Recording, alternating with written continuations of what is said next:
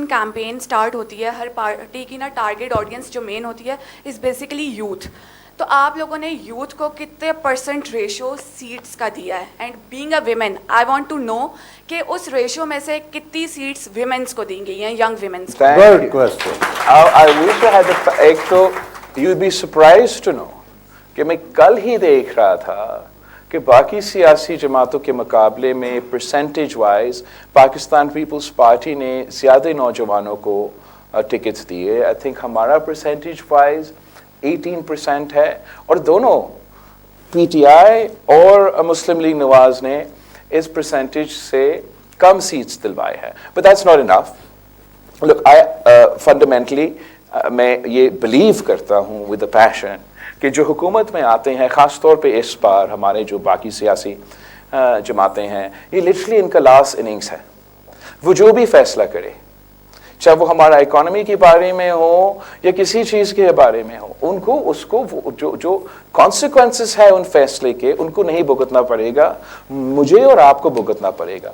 और यही वजह है कि क़यादत में या at least voice at the table in decision making हमें नौजवानों को देना चाहिए, ताकि वो इन लोगों को समझाएं कि ये जो आप फैसले कर रहे हैं, अगर हमने इसका बोझ उठाना है, अगर हमने इसका कॉन्सिक्वेंसेस भुगतना है, तो हमारे बात तो सुने.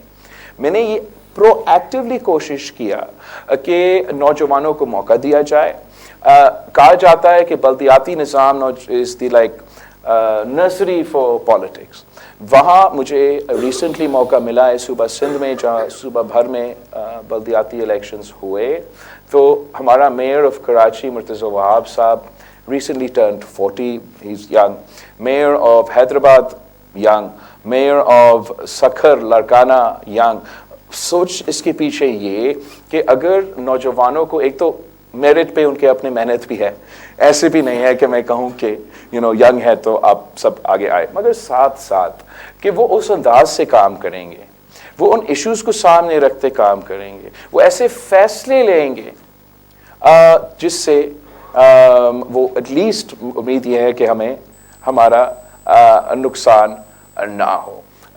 अनफॉर्चुनेटली हमारे यहाँ ये ऐसे दी प्रेजेंस, चाहे हमारा टिकट्स भी हमने उतने नहीं दिए जितना हमें देने चाहिए थे नौजवानों को, और जहाँ मुश्किल सीट्स है या जहाँ इवन पक्के सीट्स है तो वहाँ भी बहुत मुश्किल होता है किसी को कहना कि आप पीछे हटे, किसी नौजवान को मौका दे. I'm not saying it's easy, but it's necessary if we're going to break through from this sort of रिवायती सोच. because एक चीज़ एक तरीके से हमेशा से होता आ रहा है, तो some people find it easier कि ऐसे ही चलता रहे तो क्या फ़र्क पड़ेगा. नहीं, फ़र्क पड़ेगा, इसका नुकसान हो रहा है. और I've seen across from sort of the field all the way internationally कि पाकिस्तान के नौजवान कैसे काम कर सकते हैं.